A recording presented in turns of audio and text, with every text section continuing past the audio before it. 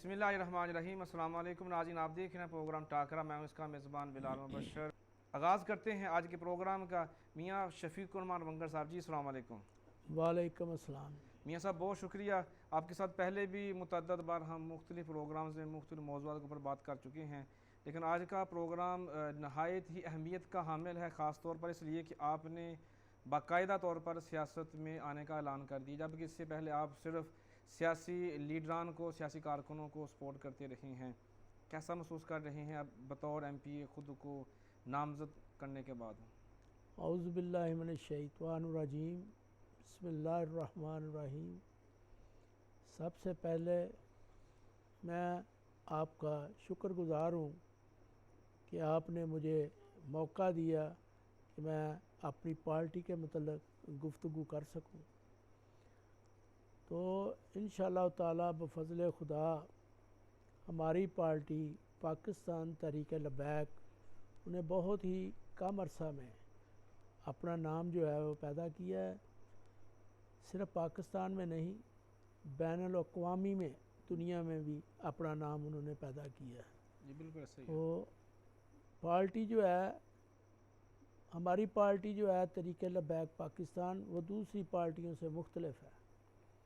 हम चाहते हैं कि यहाँ इंसाफ का निज़ाम हो, इंसाफ का बोलबाला हो, दीन का निज़ाम हो, दीन का बोलबाला हो, और लोग जो हैं वो हमारी पार्टी से, मंशूर से मुतफ़िक़ हों और बात करते हुए ये ज़रूर कहते हैं कि ये वह जमात है जिसने मुल्क के लिए एक काम करने की बात की है। जी जी तो बेशक। इस आप देख रहे हैं जैसे दिन ब दिन महंगाई अरूज पर जा रही है, गरीबों को लाइनों में लगाया हुआ है और किसी का कोई पुरस्तान हाल नहीं। तो इस सिलसिले में भी जब ये लोग कहते हैं तो इन्होंने तो सिर्फ पब्लिक के लिए एक ही बात की करते हैं कि जिंदाबाद और मुर्दाबाद। इसके अलावा ये पब्लिक से कोई चीज़ की डिमांड नहीं करते। तो पब्लिक इस वक्त क्रैश हो रही है, लोग ख़ुदकशियाँ कर रहे हैं, हालात दिन ब दिन ख़राब हो रहे हैं। कोई ये आप देखें कि कैसा जुल्म की और बर्बरियत की इंतहा हो रही है। मैं आगे चल के इंशाल्लाह आपको अपनी पूरी पार्टी जो है, जो हमारा मंशूर है, हमारा मौक़िफ़ है, मैं उस पर बात करूँ। जी इंशाल्लाह। अगर हम बात करें इलेक्शन के हवाले से, ज़ाहिर सी बात है बेशुमार लोगों ने आपके साथ ये फॉर्म जमा कराए हैं तहरीक लबैक पाकिस्तान की तरफ से, लेकिन आपका इलेक्शन में आना या फिर बतौर MP ख़ुद को नामज़द करना, ये आपका ज़ाती फ़ैसला है या पार्टी की जो मकामी क़यादत है या ज़िले की क़यादत की तरफ से आपको हुक्म मिला है कि आपने भी अपने फॉर्म जमा करवाने हैं? इस पर क्या कहेंगे आप?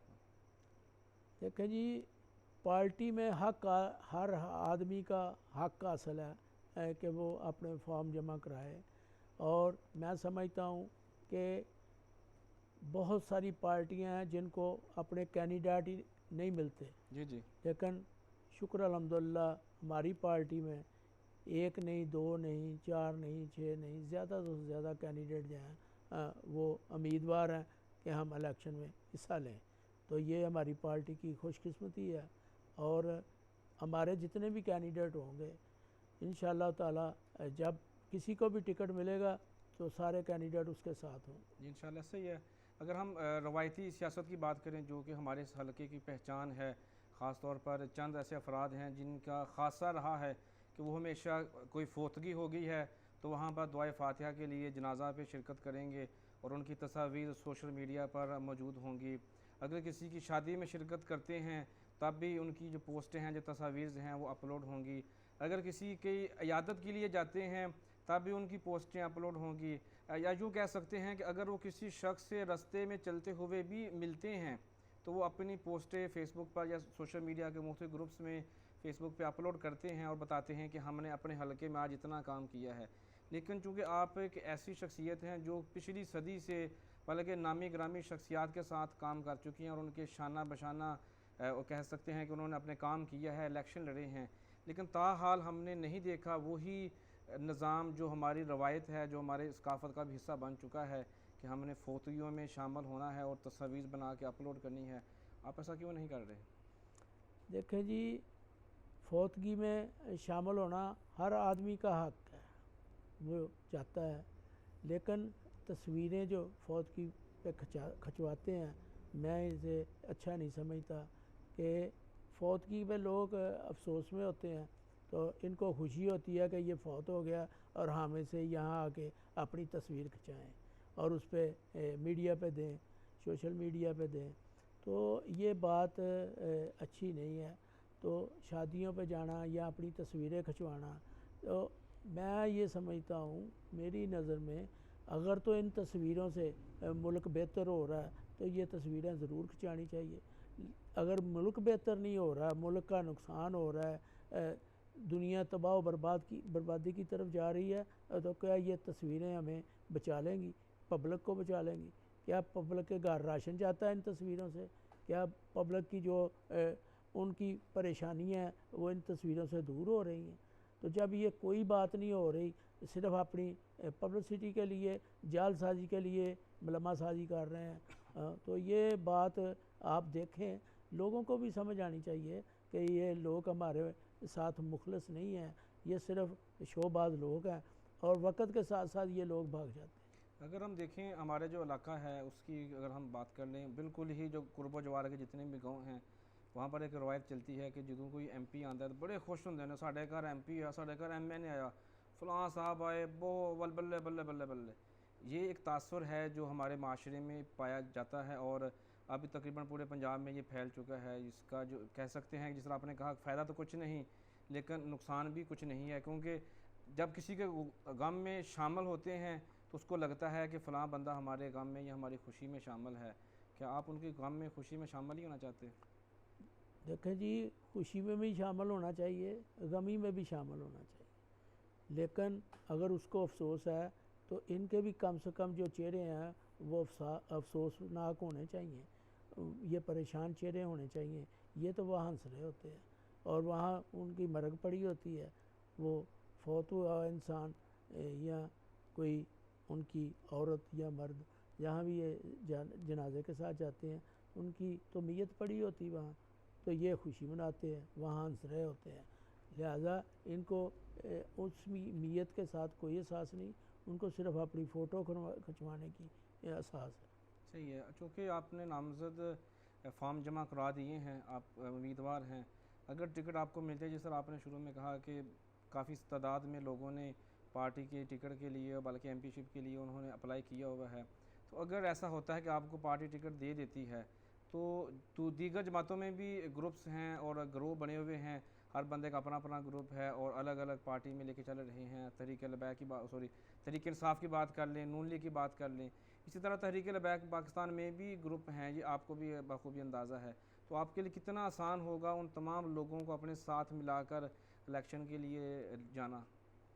हमारी जो पार्टी है पाकिस्तान तहरीक लबैक, उसका मंशूर ये है कि हमने लोगों की खिदमत करनी है, लोगों को इंसाफ दिलाना है, लोगों को दीन की तरफ राग़िब करना है और दीन को तख्त पर लाना है।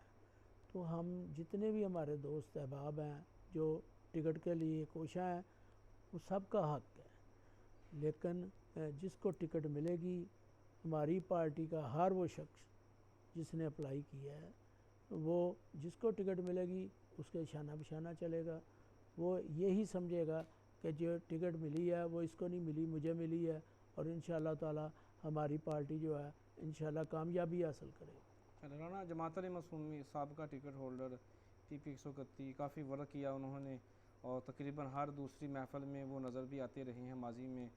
अभी आप ये नज़र आना शुरू हो गए जब से आपने तहरीक लबैक पाकिस्तान को ज्वाइन किया है। उनकी खामोशी की वजह क्या है कि क्यों वो, जिस तरह के आप बहुत ज़्यादा मुतहर्रिक हैं, या जो दीगर आपके साथ कारी तसव्वुर सिद्दीकी साहब जो मेरे तहरीक लबैक PP 131 हैं, वो मुतहर्रिक हैं, राना जमात अली मासूमी थोड़ी खामोशी जो उन्होंने इख्तियार की है, उसकी वजह क्या है? राना जमात अली मासूमी साहब जो हैं, उन्होंने पिछली दफ़ा टिकट होल्डर थे हमारे, जी जी और उन्होंने इलेक्शन लड़ा, माशाल्लाह उन्होंने पूरी तनदही से इलेक्शन लड़ा है। जी जी लेकिन बात यह है कि उन्होंने अब भी अप्लाई की है, जी, बिल्कुल ऐसा ही है। अब भी वो टिकट के लिए उन्होंने अप्लाई किया है। अगर पार्टी उन्हें टिकट देती है तो हम उसके साथ होंगे, अगर पार्टी बाकी किसी आदमी को टिकट देती है तो हम उसके साथ होंगे, अगर पार्टी मुझे टिकट देगी तो ये हमारे साथ होंगे। सही है। बेशुमार नाम और भी हैं, लेकिन एक नया नाम यानी कि अगर हम आपको देखें या राना जमात अली मासूमी साहब को देखें, अगर हम एन ए पे चले जाएं, रज़वान वागा साहब को देखें, तो हम सब को देख रहे हैं कि सब के चेहरे पर कम अज़ कम दाढ़ी है। लेकिन तालब हुसैन मल्ली का ग्रुप में आना और पार्टी के लिए पार्टी की तरफ से इलेक्शन लड़ने का ऐलान करना, जगह जगह पोस्टर लगाना और तहरीक लबैक के साथ लगाना, लेकिन उनके चेहरे से लगता नहीं कि वो तहरीक लबैक पाकिस्तान की नुमाइंदगी मुस्तकबिल में कर सकते हैं। आपको क्या लगता है कि तालब हुसैन मल्ली जैसे लोगों का पार्टी में आना एक अच्छा अमल है या नहीं? देखें जी, तालब हुसैन मल्ली साहब जो हमारी पार्टी में आए हैं, अगर वो आए हैं तो ऊपर जो बैठे लोग हैं, हमारी पार्टी के जो सरकर्दा लोग हैं, वो हर चीज़ को समझते हैं। वो जिसको भी टिकट देंगे उसको जानकारी करके अच्छी तरह छानबीन करके फिर टिकट देंगे। वो ऐसे किसी को टिकट नहीं पकड़ा देंगे या किसी को टिकट पकड़ा दें। वो भी वर्क कर रहे हैं, ये हमारी पार्टी के लिए खुशाइंद है। और भी कोई आदमी अगर पार्टी करता है, पार्टी में शामिल होकर को काम करता है तो हमारे लिए खुशाइंद है कि हमारी पार्टी जो है वो तरक्की कर रही है ना, पीछे की तरफ तो नहीं जा रही। जी जी। अगर ज़्यादा से ज़्यादा लोग शामिल होंगे तो हमारी पार्टी ज़्यादा से ज़्यादा तरक्की करेगी। सही है, लेकिन अगर हम आपको या जमात अली मासूमी साहब का मुवाजना करना चाहें, तो हमें लगता है कि आपने जब से पार्टी में आए हैं तो हम देख रहे हैं कि सोशल मीडिया के ऊपर ख़ास तौर पर मुतअद्दिद बार मैं इस बात का गवाह हूँ कि आपने काफ़िले की शक्ल में कभी ननकाना साहब जा रहे हैं, कभी आप लाहौर काफ़िला लेके जा रहे हैं। बल्कि पार्टी ने जब भी आवाज़ दी है, आपने हमेशा पैसा भी लगाया है, वक़्त भी दिया और कंपेन भी की है, चाहे वो ज़लज़ले के सैलाब के मामले में बात कर लें या पार्टी की तरफ से कोई हुक्म मिला तो आपने तहरीक लबैक पाकिस्तान को इस इलाके में मकबूल करने के लिए हर वो हरबा इस्तेमाल किया, हर वो तरीक़ाकार इस्तेमाल किया जो कि बहुत खुशाइन था, जिससे पार्टी को तक़वियत मिली। लेकिन अगर तालब हुसैन मल्ली अगर आपके सामने आते हैं, जिनका ना तो को पार्टी में कोई असर रसूख है, ना ही सियासत में कोई इतना कद काठ है, तो फिर आप कैसे वो अगर उनको टिकट मिल जाती है तो किस तरह वो तहरीक लबैक पाकिस्तान की नुमाइंदगी करेंगे और हल्के में वोट हासिल करने में कामयाब होंगे? बात यह है कि पहली बात तो जो आपने फरमाई है कि टिकट का जो मामला है, वो जो मैं ये गुजारिश कर चुका हूँ कि टिकट किसी ने नहीं देनी या किसी यहाँ के किसी आदमी ने नहीं देनी। टिकट के लिए ऊपर ग्रुप बने हुए हैं, ऊपर तंजीमें बनी हैं, ऊपर वो लोग छानबीन कर रहे हैं किसको टिकट देनी है किसको नहीं देनी। यहाँ रही बात कि हमने वर्क किया, तो मुझे जब मैं इधर आया तो मुझे इन्होंने सरपरस्त आला बनाया PP 131 का। जी जी। तो बतौर सरपरस्त आला मेरी जौन सी ड्यूटी लगाई है इन्होंने, चाहे सलाबजद खान में लगाई है, चाहे कहीं जाने के लिए लगाई है, यहाँ कहीं बतौर इकट्ठे होकर गाड़ियाँ लेके जो गए हैं या कोई ऐसे मसले हुए हैं या जौन सी भी को हमारा प्रोग्राम हुआ है, जहाँ भी मुझे उन्होंने कहा है तो मैं इंशाल्लाह पहुँचा हूँ अपने दोस्तों के साथ। साथ दोस्तों को लिए जो खाना या कोई ऐसा मामला होता था इंशाल्लाह हम लेके जाते थे। हर काम में हमने कदम बढ़ाए हैं, क्योंकि हमारे पार्टी जो है वो एक कहते हैं कि ये दीनी पार्टी है। सियासत जो है वो दीन से जुदा नहीं है। जी जी। लेकिन हम इस चीज़ को भूल गए हैं कि जब तक अच्छे लोग पार्टी में नहीं आएंगे तो ये हमारे मुल्क का निज़ाम कैसे बदलेगा। कोई ऊपर से कौन आके ये निज़ाम बदलेगा, बदलना तो हम में है। जी जी। हम में अगर अच्छे लोग होंगे तो पार्टी का निज़ाम नहीं पूरे मुल्क का निज़ाम बदलेगा। बल्कि अगर अच्छे लोग मिल जाएं तो दुनिया का निज़ाम बदल सकते हैं। तो बेशक। पाकिस्तान का क्या निज़ाम, पूरी दुनिया का निज़ाम बदल सकते हैं। ऐसे ही है। तो हम तो यही बात कह रहे हैं कि नबी पाक सरकार सल्लल्लाहु अलैहि वसल्लम की जो दुनिया में तशरीफ़ आवरी हुई, आपने जो दुनिया में जब तशरीफ़ लाए तो उनका एक ही बात जो आपने कि दीन जो है इसकी बुलंदी चाहिए। तो दीन को बुलंद करना है, तो मकसद हमारा भी यही है कि दीन को बुलंद करना है और दीन को तख्त पर लाना है और लोगों के मसले मसाइल दीन की रोशनी में हल करने हैं। अगर हम दीन की रोशनी में हल नहीं करेंगे तो इसका मतलब है कि हम पार्टी से मुखलस नहीं हैं। सही। और ये हमारे तो किसी को लालच नहीं है कि हमें लालच चाहिए टिकटों का, ये टिकटों का लालच नहीं है हमारे पास। हमारी ड्यूटी अगर लगाएंगे तो हम इंशाल्लाह इलेक्शन लड़ेंगे, पूरी आबोताब से लड़ेंगे। अगर नहीं तो जिसको भी टिकट देंगे हम उसके साथ भी पूरी आबोताब के साथ इंशाल्लाह पूरी तनदेही के साथ इलेक्शन लड़ेंगे इंशाल्लाह। जब आपने पार्टी को ज्वाइन किया था, बड़ी अच्छी तरह याद है, जब जामिया मस्जिद में प्रोग्राम हुआ, वहाँ पे ज़नाब मौलाना पीर सैयद ज़हीर हसन शाह साहब तशरीफ़ लाए। आपके साथ दो और साथियों ने भी पार्टी की में शमूलियत अख्तियार की थी। आपको भी ये चादर से नवाजा गया था, जिसको पगड़ी कह सकते हैं। फिर आपके साथ थे मलक राशिद साहब, उनको भी नवाजा गया, उनको वो भी पार्टी में शामिल हुए। फिर आपके एक दोस्त हसन जवेद एडवोकेट साहब थे, वो भी पार्टी में आए। लेकिन हम देख रहे हैं कि वो दोनों पार्टी से तकरीबन मुनहरिफ हो चुके हैं, वो पार्टी छोड़ चुके हैं। एक को हम तहरीक लबैक की बजाय पाकिस्तान तहरीक इंसाफ की सपोर्ट करते हुए, एक को हम तहरीक लबैक की बजाय पाकिस्तान मुस्लिम लीग नून को सपोर्ट करते हुए देख रहे हैं। आप अपने पाँव पर आज भी कायम व दायम है कि आपने फ़ैसला कर लिया तो फिर फ़ैसला कर लिया। आप अभी तक पार्टी छोड़कर क्यों नहीं गए? गुजारिश ये है कि हर आदमी अपना ज़हन रखता है। कई लोग ऐसे होते हैं जो किसी लालच के तहत आते हैं, कई लोग ऐसे होते हैं जिनको कोई लालच तमा नहीं होता, जी। वो खिदमत के लिए आते हैं। और जौन से लोग भी सियासत में हो या मज़हब में हो या किसी जगह भी हो, बल्कि आप सहाफ़त में हो या जौन से भी शोबे हैं, जितने भी सतून हैं, जिसी में भी आते हैं, जो मुखलस लोग होते हैं वो हमेशा कायम रहते हैं। और जो इधर या उधर जाने वाले लोग होते हैं वो हमेशा भाग जाते हैं। क्यों? वो आते हैं कि हमें यह फ़लाँ चीज़ चाहिए, जब वो नहीं मिलती तो वो भाग जाते हैं। तो जब ये लालच पैदा रहेगा तो वो ये लोग एक जगह पर कायम नहीं कर सकते या एक जगह पर खड़े नहीं रह सकते। तो ये अपने अपने मफाद के लिए जंग लड़ते हैं। ये मफाद की वजह से ये पार्टियों में शामिल होते हैं, और जब इनका कोई मफाद पूरा नहीं होता तो ये भाग जाते हैं। ये सब अगर हम माजी के चंद प्रोग्रामों का हवाला दें तो अब बतौर पाकिस्तान मुस्लिम लीग नून सियासी रहनुमा के तौर पर और प्रोग्रामों में शिरकत कर चुके हैं और आपने पार्टी को खूब डिफेंड किया। अगर मैं यूँ कह सकता हूँ कि चौधरी मोहम्मद बरजीस ताहर को आपने हर एक तरीके से डिफेंड करने की कोशिश की और उनकी खातर आपने प्रोग्राम में मेरी जो तनकीदी सवालात थे उनका भी आपने सामना किया, और जो अपोजिशन थी, जो दूसरी पार्टी के लोग थे, उनका भी आपने सवालों का जवाब दिया और उसको डिफेंड किया। और माजी में ये बात भी ऑन द रिकॉर्ड है कि आपने मुतअद्दिद बार कहा है कि बरजीस ताहर साहब अक्सर कहते हैं कि तुसी मेरे उस्ताद जे।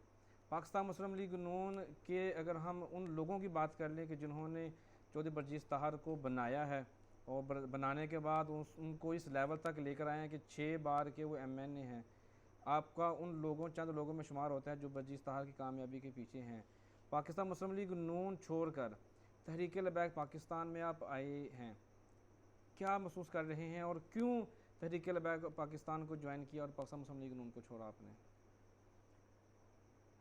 जब पाकिस्तान बना तो पाकिस्तान मुस्लिम लीग ने पाकिस्तान बनाया। ये बानी जमात है पाकिस्तान मुस्लिम लीग। जी जी। तो आगे शाखें बन गई, कोई शाख बन गई, किसी ने कोई शाख बना ली। नज़रिया तो यही था कि पाकिस्तान बनाने वाली ये खालिक जमात है। और 75 साल गुजर गए, पार्टी को मुस्लिम लीग को ऐसे लोग जो थे उन्होंने आगे नहीं जाने दिया। जो इनके नज़रियात थे, जो इन्होंने जिस लिए पाकिस्तान हासिल किया था, वो ला इलाहा इल्लल्लाह मोहम्मद रसूलुल्लाह सल्लल्लाहु अलैहि वसल्लम, इस नाम पर हमने पाकिस्तान हासिल किया था। देखें लोगों ने कुर्बानियाँ दी, लाखों कुर्बानियाँ दी, औरतों के साथ बेहुरमती हुई, ऐसी बातें जो हमारे बड़े बताते थे कि हमने जब पाकिस्तान बनाया तो हम किस किस मुश्किलात से गुज़रे। तो वो मुश्किलात जिसमें प्रॉपर्टी थी, जिसमें जायदाद थी, जिसमें मालो दौलत था, जिसमें अजीज़ व अकारब थे, जिसमें सारा कुछ था, वो छोड़ के आए। इसलिए कि हम ऐसे मुल्क में जाएंगे जहाँ नबी पाक सरकार सल्लल्लाहु अलैहि वसल्लम का कलमा गो जो है वो वहाँ होंगे, और हम अपना दीन जो है आज़ादी से उस पर अमल कर सकें और इस्लाम के असूलों के मुताबिक अपनी ज़िंदगी बसर कर सकें। लेकिन बदकिस्मती है कि 75 साल में जब से पाकिस्तान बना है, इसको जगीरदार टोला, मुनाफिक टोला, बदमाश टोला, गुंडागर्दी टोला, ये सारे टोले इसको लूट रहे हैं। और ये लूट लूट के इस हद तक पहुंच गए हैं कि उनके ख़ानदान तो बन गए हैं। उनके ख़ानदान के देखें बाहर अरबों खरबों डॉलर उनके बैंकों में पड़े हैं, रोज़ाना आ रहे हैं। लेकिन हमारी कौम को इन्होंने बत्ती के पीछे लगाया हुआ है, और कोई रोटी के पीछे लगा हुआ है। कोई कहता है जी मैं रोटी कपड़ा और मकान दूंगा, किसी ने रोटी कपड़ा मकान नहीं दिया। ये तरीके इंसाफ आई, इन्होंने कहा जी हम 1 करोड़ नौकरियां देंगे, 50 लाख मकान बना के देंगे। ना एक आदमी को नौकरी मिली, 3.5 साल का अरसा इन्होंने गुजारा, ना किसी को इन्होंने मकान बना के दिया। किसी गरीब आदमी को ना इन्होंने मकान दिया है, ना इन्होंने किसी को रोटी दी है, ना कपड़ा दिया है, ना मुलाजमत दी है। तो इनका भी दौर गुजर गया और लोग इनके ख़िलाफ़ थे। आगे जो इन्होंने IMF से कर्ज़ा लिया था, जो वो कर्ज़ा लिया इन्होंने, वो इतना कर्ज़ा इन्होंने ले लिया कि अब हमारा जो बच्चा पैदा हो रहा है वो तकरीबन 3 लाख रुपए का पैदाइशी तौर पे मकरूज़ है। और इतना बड़ा जुल्म है कि जिस बच्चे ने 3 लाख रुपया लिया ही नहीं, तो वो कैसे अपना 3 लाख रुपया जो है वो देगा। तो इन्होंने महंगाई के दलदल में फंसा दिया है। ये एक ऐसी दलदल है जिससे निकलना बहुत मुश्किल है। तो मुस्लिम लीग भी जो असल मुस्लिम लीग का माटो था, ये उससे पीछे हट गई है। तो हम तो ज़हनी तौर पे इस्लामी कवानीन के नफाज की बात करते हैं। मुझे ज़ाती तौर पे मैं चाहता हूँ कि यहाँ इस्लामी कवानीन हो और हर असूल कानून ज़ाब्ते जो हैं पाकिस्तान में जो पीछे हट गए हैं, जो राशि लोगों ने उनका मलिया मेट कर दिया। तो हम तो चाहते हैं कि इस्लामी कानून नाफिज हों। अगर कोई, सबसे पहले मेरी गुजारिश ये है कि मैं कहता हूँ कि सबसे जो पहले कानून बनना चाहिए, या अगर पाकिस्तान के मतलब कोई बात चाहते हैं कि ये तरक्की करे, तो सब तो पहले राशि जो है उसके सजाए मौत का हुक्म होना चाहिए कि जो रिश्वत ले, 1 रुपया ले, भावें 1 लाख ले या करोड़ों रुपए ले, उसको सजाए मौत होनी चाहिए और किसी चौक में लटका दिया जाए ताकि इबरत हासिल करें। अगर जब तक ये काम नहीं करेंगे, मेरा मुल्क जो है वो तरक्की भी नहीं कर सकता और इस दलदल से भी नहीं निकल सकता। बिल्कुल ऐसे ही है। आपने जिस तरह बात की पाकिस्तान मुस्लिम लीग नून की, ज़ाहिर सी बात आपकी उनके साथ वाबस्तगी रही है। अगर आपके बतौर अंजुमन ताजना बात करूँ तो आपके जो सदर हैं मियाँ मोहम्मद सईद साहब, वो भी पाकिस्तान मुस्लिम लीग नून के डाई हार्ट फ़ैन हैं और वर्जीज़ तहार के ही हैं।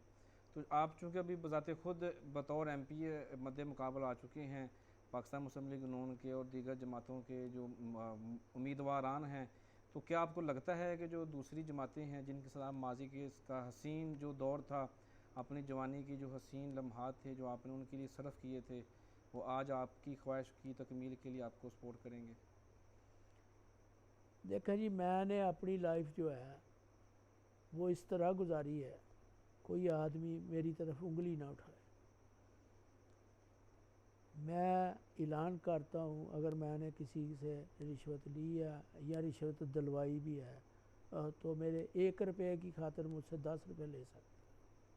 मैंने जैसे अपनी ज़िंदगी गुजारी है सब दुनिया को पता है, मेरे लोगों को सब को पता है, मेरी ताजिर बरादरी को पता है, सियासी बरादरियों को पता है, हर चीज़ को, हर आदमी को पता है मेरे मतलब। तो मैं शुरू से इंसाफ पसंद हूँ। मैं चाहता हूँ कि इस मुल्क में इंसाफ हो और मेरी पार्टी, जो आप कह रहे हैं कि मेरी ताजिर बरादरी है, अगर ताजर बरादरी ने मेरे को अच्छे काम किए हैं तो ताजर बरादरी इंशाल्लाह मुझे वोट देगी, मेरी शख्सियत को इंशाल्लाह ज़रूर वोट देगी। और मैं समझता हूँ बाकी जो भी आदमी होता है ताजरों में है या कहीं और है, तो कोई ना कोई किसी सियासी बात से सियासी पार्टी से मुख्तलिफ नहीं होता और वो उसके साथ मुंसलिक होता है। तो ये बात कहनी कि फ़लाँ जो है वो मुस्लिम लीग का है, फ़लाँ पीपल पार्टी का है, भाई जिसको कोई मंशूर अच्छा लगता है वो उसका साथी है। तो जब मैं इलेक्शन अगर लड़ूंगा, अगर मुझे पार्टी टिकट देगी तो इंशाल्लाह ताला ये ताजर बरादरी मेरे साथ खड़ी होगी और इंशाल्लाह मुझे वोट देगी। ये जो हमारे तहरीक लबैक पाकिस्तान के अंदर ग्रोह हैं, यानी तहरीक लबैक पाकिस्तान के सांगला हिल की अगर आप नुमाइंदगी की बात करें तो इसमें जो आपसी ग्रोह बंदी चल रही है या जो माजी के जो अमीर हैं जो रज़ाइन दे के या जिनको तब्दील किया गया है, जिनमें कारी मनीर साहब का नाम ले लें, अलामा असदुद्दीन चिश्ती साहब का नाम ले लें, मियाँ साहब का नाम ले लें जो वकील हैं, अगर उन तमाम लोगों को नाम ले लें तो ज़ाहिर सी बात है कोई तो पार्टी छोड़ चुका है, कोई सियासत छोड़ चुका है, कोई अपनी निजी मसरूफियत में इतना मशगूल हो चुका है कि उसके पास पार्टी के लिए वक़्त नहीं। तो आप उनको साथ मिलाने के लिए क्या प्लानिंग रखते हैं कि उन सब को साथ मिलाकर आप फिर एक बार इलेक्शन लड़ें? मैं तो सबसे पहले चूँकि मैं सरपरस्त हूँ, सरपरस्त आला हूँ जी जी पीपी 131 का, तो पीपी 131 जो है वो एक एमपीए के हल्का पर मुश्तमिल है। जी जी तो मेरी ख्वाहिश है कि जो लोग आपस में कोई लड़ झगड़ रहे हैं, बिल्कुल आपके, मैं तो नहीं समझता कि मेरी पार्टी में कोई लड़ाई है, कोई झगड़ा है, ऐसी कोई बात नहीं है। सारे दोस्त एक दूसरे से मुतफिक हैं। किसी के पास टाइम कम है, किसी के पास टाइम ज़्यादा है, किसी के पास टाइम कम है वो कम टाइम देता है, जिसके पास ज़्यादा टाइम है वो ज़्यादा टाइम देता है। तो इसको हम लड़ाई नहीं कह सकते, ना हमारे में कोई इख्तलाफ है। मेरी पार्टी जो है बिल्कुल इख्तलाफ से पाक है। जो वोटर है, मैं आज भी गया हूँ, मैं अपना वनोटियाँ वाली गया था, ये पीर ज़हीरुल हसन शाह साहब जो हैं ये उनका आबाई गांव, तो मैं उधर गया था एक जनाजे में, तो वहाँ सारे ही गए थे, सारे दोस्त वहाँ इकट्ठे थे और वो लोग हमें मिल रहे थे कि हम भी साथी हैं, हम भी साथी हैं, हम भी। तो वहाँ हज़ारों का इज्तिमा था, बहुत बड़ा जनाजा था, तो लोग मुझे आके मिलते थे कि हम भी आपके साथी हैं, अगर तो आपको टिकट मिलेगी तो हम आपके साथी हैं, अगर किसी और को मिलेगी तो हम उसके साथी हैं, हम पार्टी के साथी, पार्टी के साथ हैं। तो यही बात अच्छी है कि पार्टी के साथ होना चाहिए। तो पार्टी के साथ जब होंगे तो पार्टी मजबूत होगी। पार्टी उस वक्त कमज़ोर होती है जब ग्रोहबंदी जो होती है ना, जो आप फरमा रहे हैं, जी जी जो ग्रोहबंदी होती है ना वो पार्टी को कमज़ोर करती है। बेशक क्योंकि यहाँ मफाद की जंग नहीं है, तरीक़े लबैक में मफादात की जंग नहीं है, इसमें सिर्फ एक ही बात है कि दीन को तख्त पे लाना। ना ना बेशक ऐसे ही है। तो इस नज़रिए पर ये पार्टी कायम हुई है और इंशाल्लाह इसी नज़रिए पर ये पार्टी मुल्क पे हुक्मरानी करेगी और दीन जब दीन तख्त पे आएगा तो इस मुल्क में इनकलाब आएगा। और इनकलाब आएगा जब ये दुनिया जा रही है इनकलाब की तरफ, आ जाए या कुछ देर बाद आए, इनकलाब की तरफ लोग जा रहे हैं। जब किसी का आटे का हक है उसे आटा नहीं मिलता, जो बिजली का हक है बिजली नहीं मिलती, गैस का हक है तो गैस नहीं मिलता, पेट्रोल का हक है तो पेट्रोल नहीं मिलता, घी का हक है तो घी नहीं मिलता, सब्ज़ी का हक है तो सब्ज़ी नहीं मिलती, फ्रूट का हक है तो फ्रूट नहीं मिलता, ज़मींदारों को खाद नहीं मिलती, पानी नहीं मिलता। आखिर कभी तो ये बात जो है इनके दिमाग में ये बैठ जाएगी कि हमारे साथ कौन जुल्म कर रहा है और हमारे साथ कौन है।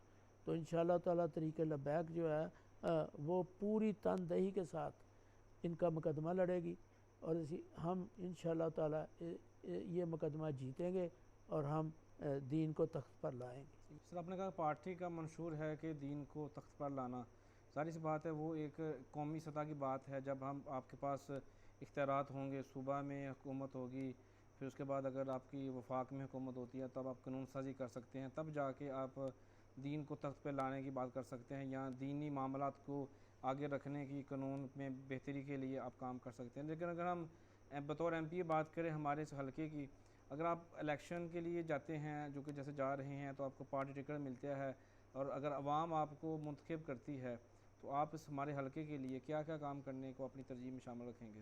पहली बात तो ये है, अगर हमें मुंतखब करती है तो असम्बली में ये ज़रूर पता चलेगा कि ये किस हल्का का आदमी जो है ये यहाँ आया है। ये मैं बता दूँगा आपको कि मैं असम्बली में डेली की बुनियाद पर बताऊँगा कि मैं वहाँ गया किस लिए हूँ। मैं नालियाँ बनाने के लिए नहीं जा रहा। ये सियासत करते हैं नालियों की बत्ती के पीछे लगाया। ये सियासत करते हैं छोटी छोटी सड़कों की। ये सियासत करते हैं छोटी छोटी बातों की, जो इनका मनसब नहीं है। इनका मनसब इन्हें कहता है कि तुम कानून साजी करो मुल्क के लिए। अगर कोई एमपीए बन के जाता है तो पंजाब असम्बली में जाके कानून साजी की बात करे। अगर कौमी असम्बली में जाता है तो कौमी असम्बली में जाके कानून साजी की बात करे। वहाँ नए से नया कानून बनाए जिससे आवाम को फ़ायदा हो। ये इसलिए नहीं जाते, ये इसलिए जाते हैं कि हमने कमीशन कहाँ से खानी है, किस मंसूबे से हमने कमीशन खानी है। ये कमीशन के लिए जाते हैं। हत्ता कि ये नालियों की भी कमीशन खाते हैं, नालियों से भी कमीशन लेने के अपनी समझते हैं कि ये हमारा हक। तो यही लम्हा फिक्रिया है कौम को। जब ये बात की समझ आ जाएगी और इंशाअल्लाह ताला अगर हमें वोट देगी कौम, तो ये पता चलेगा कि असम्बली में कोई आदमी जो है वो हमारा हक अदा कर रहा है। नालियाँ बुनियादी हक है। ये एक काउंसलर की बात है। एक काउंसलर जो है वो नालियाँ देता है। सड़कें या सोलंग ये एक काउंसलर देता है। ये एमपीए या एमएनए का काम नहीं है। इसीलिए ये काउंसलर जो हैं ये आने नहीं देते कि अगर काउंसलर जो हैं वो अगर ये काम करेंगे तो हमें तो ये लोग भूल जाएंगे। ये इन्होंने इजारादारी इसीलिए काम की। आपके साबका दोस्त चौधरी बरजीत तार साहब से जब मैंने यही सवाल किया था नाली पुली गली के हवाले से, तो उनका भी यही मौक़िफ़ था कि हमारा काम कानून साजी करना है। लेकिन जैसे ही इलेक्शन की बात आई है, एमपीशिप में सूबे में इलेक्शन की बात हुई है, तो अब हम देख रहे हैं कि हर गली नुक्कड़ पर किसी सोलंग का छोटा सा टोटा भी बनाया है, चंद बेशक चंद मीटर का है, 50 मीटर 100 मीटर का टोटा, तो वहाँ पर भी चौधरी बरजीत तार और उनके जो साथी एमपी हैं उनका नाम लिखा हुआ है। बल्कि अब कह सकते हैं कि सांगला हिल में उतनी सड़कें बनी ही नहीं, उतनी नालियाँ पुलियाँ गलियाँ अभी तक तामीर ही नहीं हुई जितनी अब हमारे शहर सांगला हिल में तख्तियाँ उनके नामों की लग चुकी हैं। तो फिर ये काम तो वही कर रहे हैं जो काउंसलर वाले हैं, कानून साजी फिर कब कर रहे हैं? बरजीत ताहिर साहब 1990 में इलेक्शन साइकिल के निशान पर जीत के आए थे। जी। तो अब तक वो एमएनए हैं, वो वफाकी वज़ीर भी रहे हैं, वो गवर्नर भी रहे हैं। ये जो नालियाँ ये सड़कें क्या उनसे बड़ी थी? मेरा ये सवाल है उनसे तो बड़ी कि हैं, क्या ये उनसे बड़ी थी? ये नहीं बन सकती उनसे। तो ये अगर नहीं इन्होंने बनाई, तो अगर ये अब बना रहे हैं तो ये आवाम को पता चल जाना चाहिए कि उस वक़्त इन्होंने क्यों नहीं बनाई। ये हमारी जो सड़कें पे लोग जो हैं, आपने देखा कितनी कितनी ज़लालत उठाई है। जी जी कितनी कितनी आप प्रेस वाले हैं, आपने कितनी कितनी दफ़ा इनकी निशानदेही की है। जी जी लेकिन चूँकि ये चाहते थे कि हम इलेक्शन करीब आएँ और इनको ये लॉलीपॉप दें, और ये लॉलीपॉप आवाम जो है ताज़ा ताज़ा लेगी और अपनी जो सज़ाएँ इन्होंने काटी हैं, भूल जाएंगे। जितनी भी सज़ाएँ काटी वो देख आपके सामने है। कोई आपसे डिक्की छुपी बात नहीं है। जी जी आपने कितनी दफ़ा इन लोगों के ख़िलाफ़ ये बात की है। जी जी ठीक है, तो ये सज़ाएँ जो काटी हैं, लोगों को ये पता चल जाना चाहिए कि हमने तो जब इस सड़क से गुज़रते थे तो इनको गालियाँ देते थे। तो मैं ये कहना चाहता हूँ कि अगर उन लोगों को तुम गालियाँ देते थे तो आप उनको कौन सा स्वाब पहुँचाना शुरू कर दिया आपने? जी जी आप ये सड़कें अगर बनी हैं, ये तो आपके फंड है। एक जो मज़दूर आदमी है, जो दिहाड़ीदार है, वो भी एक अगर माचिस लेता है तो उस पर टैक्स टैक्स देता पे है। करता है। जी जी तो मैं ये बातें चूँकि बहुत लंबी हैं, इसलिए मैं शार्ट बातें कर रहा हूँ। जी एक मज़दूर अगर टैक्स देता है तो उसको कोई सहूलत मौजूद नहीं है। और एक मुलाजम टैक्स भी नहीं देता और सारे वसाइल लूट रहा है। उसे पेट्रोल फ्री है, उसे गैस फ्री है, उसे बिजली फ्री है, उसे गाड़ी फ्री है, उसे रिहाइश फ्री है, उसे इलाज मुआवजा फ्री है, उसे दवाइयाँ मेडिसन हर चीज़ फ्री है। उनके बच्चे जो हैं अब वो दोबारा उनकी जगह पे भर्ती हो जाते हैं। तो उनको जो सब कुछ वो खा रहे हैं तो कौन पूछेगा? ये निज़ाम पूछेगा। जब निज़ाम तब्दील होगा तो हर चीज़ तब्दील होगी। इंशाल्लाह। हम निज़ाम की बात कर रहे हैं कि निज़ाम को तब्दील करो, ये मसाइल ख़ुद ब खुद हल होंगे। हम तो सिर्फ मसाइल की बात कर रहे हैं। हमारी बात पार्टी जो है वो मसाइल की बात कर रही है कि निज़ाम को बदलोगे तो आपके मसाइल हल होंगे, ऐसे ही अगर आप निज़ाम को नहीं बदलेंगे आपके मसाइल मसाइल ऐसे ही नहीं हल होंगे। बिल्कुल ऐसे ही। तो ये जो कुछ कर रहे हैं ये लोग अच्छी तरह जानते हैं, लेकिन आंखें बंद की हुई हैं। इस जुल्म में हम सब बराबर के शरीक हैं। आवाज़ तो उठानी पड़ेगी। तो मैं तो आवाज़ उठाई है। तो मैं दूसरी पार्टी में गया हूँ, मुझे ये अच्छा नहीं लगा जो लोगों के साथ जुल्म हो रहा है, जो जबर हो रहा है, जो कुछ भी हो रहा है, मैं इसे पसंद नहीं करता। लिहाजा मैं दूसरी पार्टी में चला गया हूँ। जो ये पार्टी कह रही है कि ये बातें हम करेंगे, हम दीन को तख्त पे लाएंगे, हम निज़ाम को दुरुस्त करेंगे, हम यह वे बातें करेंगे, किसी का इलाज मुआवजा फ्री होगा, सफरी सहूलियात फ्री होगी, उनको बिजली फ्री होगी, गैस फ्री होगी, जो जिस पे अजारादरी बना के बैठे हैं। तो ये अगर एक सरकारी मुलाजम को कोई चीज़ मिलती है रियायत, तो ये MNA MPA जो हैं इनको सबको मिलती है। तो जो गरीब आदमी है जिसके पास तो रात को रोटी खाने को नहीं, और 1000 रुपये अगर वो मजदूरी लेकर जाता है तो 1000 रुपये में तो ना वो रोटी खा सकता, ना फ्रूट खा सकता, ना अपने इलाज मुआवजे पर चल सकता, ना स्कूल के बच्चों की फ़ीस दे सकता, ना अच्छे कपड़े पहन सकता, ना ले के दे सकता, ना कोई ऐसे मामला कर सकता, ना किसी अच्छे मकान में रह सकता। तो आखिर उसका क्या गुनाह है? उसके मसाइल ये लोग खा रहे हैं। ये आप गौर करें कि उनके वसाल ये लूट रहे हैं, खा भी नहीं रहे, ये लूट रहे हैं। और इनके पास इतने पैसे आ गए हैं को ये लूट लूट के अपने पैसे जो है बाहर बैंकों में भेज रहे हैं, और ये बैंकों में बाहर पैसे रख के वो मुल्क जो है वो तरक्की कर रहे हैं, और हम अपना मुल्क जो है इसको तबाह बर्बाद कर रहे हैं। ऐसे ही है। बिल्कुल बात सही है। बात तभी तो जा रही है कि मैं आखिरी सवाल पूछना चाहूँगा आपसे, क्योंकि आप MP के इलेक्शन लड़ रहे हैं, आपके पास वसी और ये तजर्बा है, आपने हमेशा सपोर्ट की है, चाहे वो आपके भतीजा मलिक आज़म हो, चाहे वो मियाँ जासन भट्टी हो, चाहे तारक बाजवा। अभी आपका मद्दे मुकाबल अगर हम दो बड़े नाम ले लें, मियाँ जासन भट्टी जो कि आपके उनके साथ अच्छे मुरासम नहीं रहे, तारक महमूद बाजवा पाकिस्तान तहरीक इंसाफ से और पाकिस्तान मुस्लिम लीग नून से मियाँ जासन भट्टी होंगे, तहरीक बैक पाकिस्तान से अगर आपको टिकट मिलती है तो आप होंगे। तीनों ऐसे नाम हैं कि एक से बढ़कर एक। आप कैसे इनका मुकाबला करेंगे, मियाँ जासन भट्टी और तारक देखें जी, बाजवा का? हमने इनका मुकाबला नहीं करना, हमने इस निज़ाम का मुकाबला करना। मेरा इनसे मुकाबला नहीं है, मेरा इस निज़ाम से मुकाबला है। मैंने ये जो पार्टी ज्वाइन की है, मैंने निज़ाम बदलने की बात की है। मैं इसलिए इनके साथ आया हूँ, और इसके निज़ाम के हम लोगों को बताएंगे कि ये क्या करते रहे हैं आपके साथ, क्या क्या इन्होंने किया है। और इन्होंने ये सड़कें जो है आपने बात की है, ये पहले नहीं बन सकती थी, इनके पास इक़्तिदार नहीं था। 3.5 साल मैं पूछता हूँ कि 3.5 साल या 4 साल एजाज हसन भट्टी साहब रहे हैं, तो क्या किया इन्होंने? वो कहते जी मैंने एक काम भी नहीं किया। तो फिर वोट किस चीज़ के? अगर आपने एक काम भी नहीं किया, आपने कोई दिलचस्पी नहीं ली, आपने कोई असेंबली में आपको कोई ऐसे खांसी भी नहीं आई कि आपको असेंबली में आपकी खांसी भी बताई हो किसी ने, इनको छींक आई है, खांसी आई है, इन्होंने मारी हो असेंबली में, तो देखें तो वोट किस चीज़ के है? तो ये हम इलेक्शन में बताएंगे कि कैसे कैसे ये करते रहे हैं, कहाँ कहाँ से इन्होंने क्या क्या किया। ये तो इलेक्शन में बताएंगे ना हम इनको कि तुम क्या करते थे और तुमने आवाम के साथ क्या क्या किया और क्या क्या सलूक किया।